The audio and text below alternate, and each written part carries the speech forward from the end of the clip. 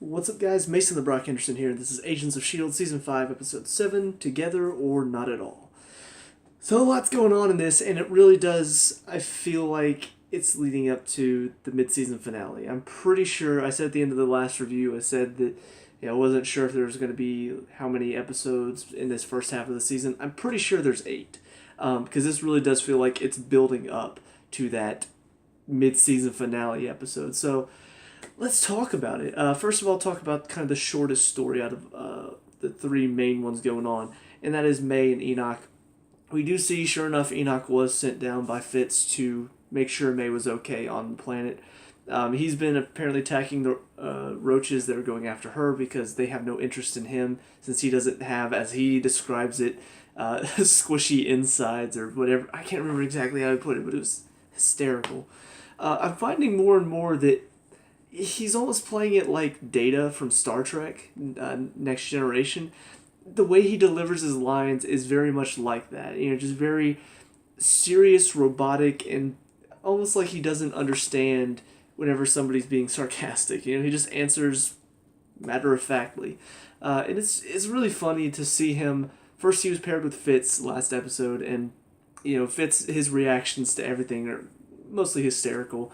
But May's reactions are just as good because she is so just easily frustrated that whenever he answers something very, matter-of-factly, like he's not understanding her sarcasm, she just has this look on her face like, like she can't stand being with him, and it's hysterical to me. But we do see a gravity storm is coming, but they hear all of the roaches sort of scattering and fleeing, and he's just like, I don't think they're fleeing from me. And then all of a sudden he gets dragged away from her, and then all of a sudden she gets pulled up by the gravity storm just to get dragged back down by some guy, and then blacks out. And then we see them at the end of the episode. Apparently they're in the Zephyr from S.H.I.E.L.D. She sees the S.H.I.E.L.D. symbol on the wall. I'm like, holy crap, who could it be? It's got to be somebody we know, right? It can't just be some random person. Sure enough, some old lady walks in. I'm like, hang on, this is 74 years in the future. If anybody's gonna still be alive. And then sure enough, she's like, I've been waiting for you for so long, and holds out the bird. I'm like, it's Robin! Holy crap! And of course she survived. She can see the future. Of course she managed to keep herself alive this long. I don't know, maybe somehow in her mind, her future self communicated with her past self because she has the ability to see into the future, and so her future self was like, let me write a message to my past self so that she can... I don't know. I don't know how they're going to tie this all together, but the fact that she's alive means something's going to happen here. I know that sounds pretty obvious, but I don't know. I'm just super pumped now because it's such a good twist to have her be involved like this. But yeah, I mean, somehow she's involved, obviously. Somehow I'm assuming she's going to tell them how this all happened, how they can go back and save the world, I think. Still not entirely sure where this is all leading to, but I'm just getting this feeling like Thanos is going to be involved somehow, and it's going to tie into Avengers Infinity War. I'm feeling it. So anyway, that is how May's story ends, and it kind of ends with them there, with the rest of the team on their way to Earth to rendezvous, probably. But as far as the rest of the team is concerned, we see two sides of it that eventually converge into one story. First, we see Fitz, Daisy, and Gemma all running away from the people hunting them down. I guess let me talk about the two brothers first, Cassius and his brother, whose name escapes me. I did like how they sort of gave a little bit more, I guess, backstory into Cassius. Or Cassius. I don't know how to pronounce it. I swear I'm terrible with names. But yeah, we get a little bit more information about him in this episode, and I thought it was really well done. Obviously there was a sense that he doesn't like people talking down to him. He doesn't like whenever somebody acts like they're better than he is. He has a very severe what's the word I'm looking for? Inferiority.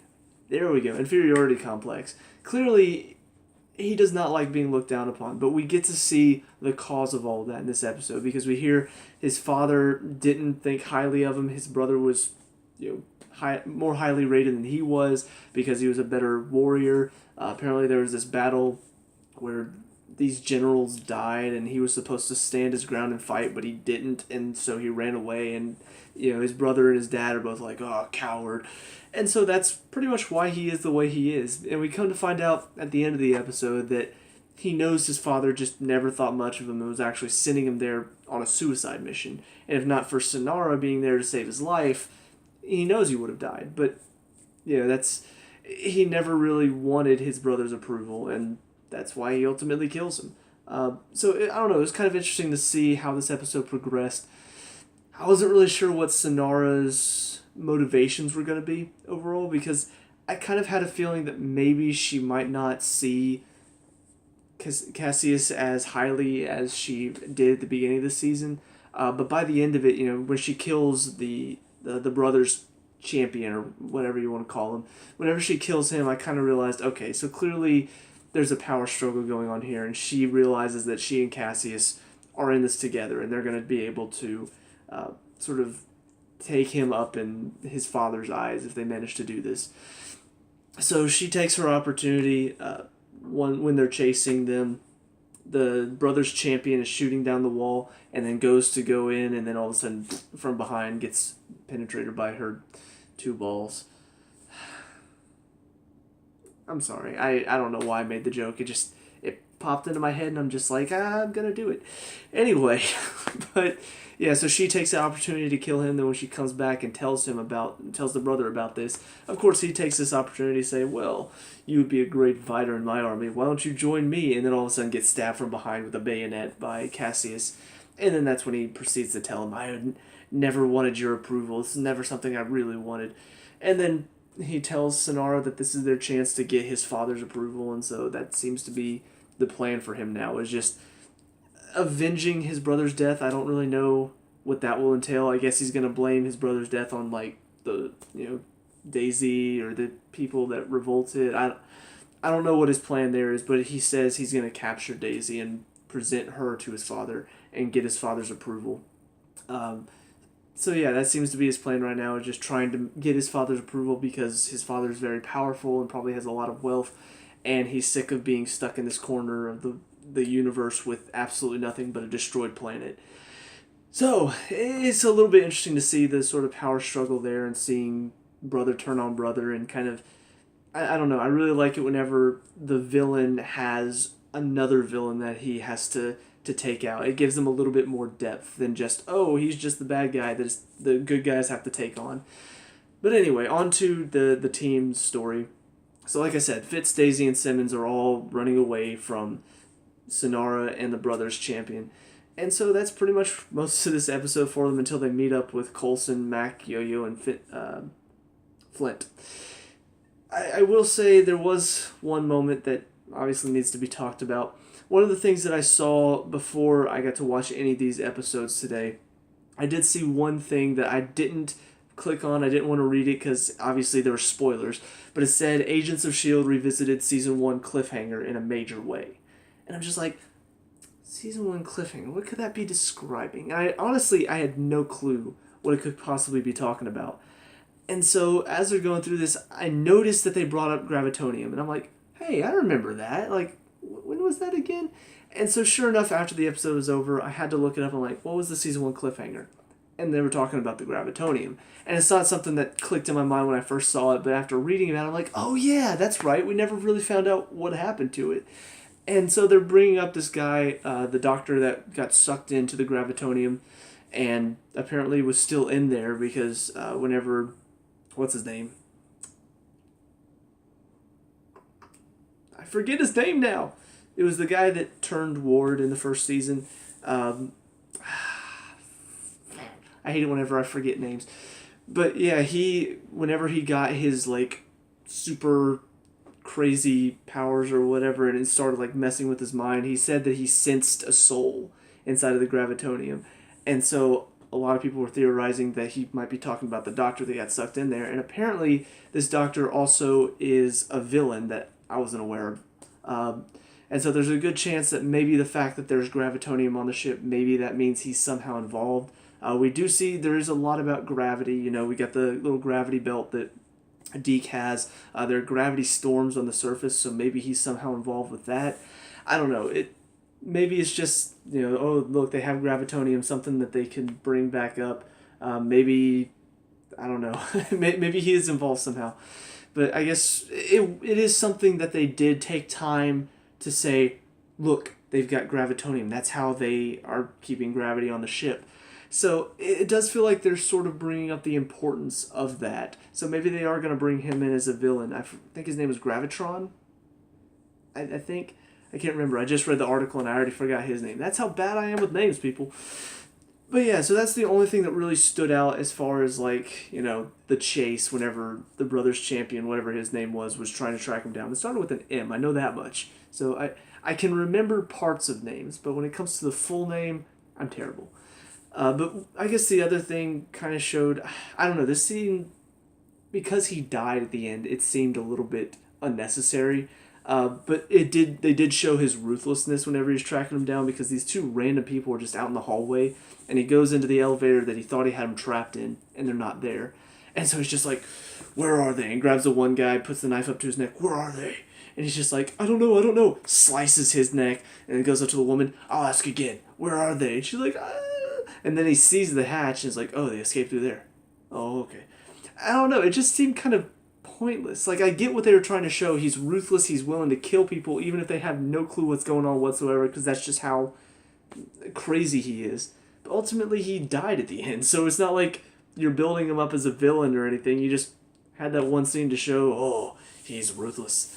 But ultimately, I guess the other thing to mention is Fitz gets shot during this, and so he is wounded for most of this episode, which I do think makes the fight a little bit more fair, because I think right now, between Daisy and Fitz, with how powerful Fitz has become through all of his push-ups, which he does bring up in this episode, and I thought it was hysterical. I'm doing push-ups now. I'm in the double digits. Just like, yes, Fitz, yes! But yeah, I do think their team-up probably would have been a little too powerful for anybody they took on. So anyway, they meet up with Coulson and the group, who are dealing with, you know, Flint, because he's obviously torn up by Tess's death, which I still find just crazy that they just killed her off like that. You know, a character that seemed like she was going to be important going forward. You know, she was in most of the episodes this season, and it seemed like she was going to be one of the more important characters on the ship, and then they just kill her off. I'm like, wow, okay. But yeah, Flint's really torn up about it. Mac gives him a little bit of a pep talk, talks about how his powers can be used to protect people, and so then he runs off and decides to turn himself in, when in reality he takes some stones and then thrusts it through the eye of the guy who killed Tess, trying to get answers out of people. So yeah, it was a pretty cool scene to see him just turn against him and be like, this is for Tess, and right into the eye. But ultimately Sonara finds him, knocks him out to use him as bait, which Daisy almost instantly takes the bait, when in reality she knows that she knows that there's a trap here. So she steps in, Coulson manages to get a shot off onto Sonara's arm, and then the other guy jumps in. There's a little bit of a fight, but they manage to get away unscathed, hop into the room where everybody meets up, and then Deke has his little gravity belt and, you know, takes him up the chute. And so they get to the ship that's going to take them to the planet's surface, and this is where the group splits up. And I'm still not really sure how I feel about this overall. First of all, I didn't really talk about this in the last review, but thinking about Yo-Yo and Mac right now, it kind of feels like their motivations tend to waver the most out of the team. Just based on their decisions. You know, Yo-Yo at first was talking about Mac making dumb decisions and how she doesn't want him to, and now she's making a dumb decision, and Mac's like, you shouldn't do that. And I don't know, it just kind of feels like they're going back and forth. Well, here they're talking about, you know, we need to stick together or, you know, we're not going to make it. And then Flint's like, I got to stay here and help. And Mac's like, oh, well, I'll stay here and help you too. Just like, make up your mind, please. You know, like, that's the only problem I really have with this, is the fact that they just keep going back and forth on their decisions. Like, oh yeah, we need to stick together. Oh, you're staying? I'm going to stay too. Yeah, let's split up, gang. Like, what? I do understand why he's doing it. I do understand he's trying to help the kid, and he's kind of formed a little bit of a bond with him. But at the same time, I still just kind of have this little frustration whenever characters, their motivations flip-flop on a whim. I just don't like that. So anyway, a minor thing probably, but still something that bugs me. So yeah, Mac and Yo-Yo both decide to stay with Flint, and I guess I don't really know what they plan to do. I don't think you can take on a whole ship full of Kree. Maybe they're just going to look to try to protect some people, maybe start a revolution for the humans on board. I really don't know. It just, once again, still not really figuring out where the story is going as far as, like, what is the team there for? Are they going to be able to go back in time to stop all of this? Does any of this even matter in the end? Is this going to be their new reality? They're just 74 years from now?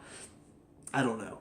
I still have no clue what this season holds for us and where it's going to go next. But ultimately, Coulson, Daisy, Fitzsimmons, and then Deke are all on the plane heading towards the Earth's surface, and they get into a little bit of a rough patch. None of them knows how to fly it, and so Coulson's doing his best. I have a flying car. That's the only thing he says to say, hey, I think I can fly this. So yeah, I don't know. They're obviously going to make it to the surface and probably going to meet up with May there and Enoch, meet Daisy, Robin, and talk to her and find out what they're all there for. And I'm assuming that's probably going to be where this first half of the season is going to end, is finding out why they're all there. What are they going to do to stop this? Who caused this, catastrophe? So I'm really looking forward to it. I'm really excited to see where the rest of the season is going to go, because they've done a very good job so far of building up my suspense and just keeping me guessing. I don't know what's going to happen next. I don't know who's going to make it. I'm just really, really excited to see what's going to happen next. But anyway, that's it for me. So let me know what you guys think down in the comment section below. What were your thoughts on this episode? Let me know. We can talk about it and discuss all that good stuff. Leave a like and subscribe for future Agents of S.H.I.E.L.D. reviews. I'll see you guys in the next one. Peace out.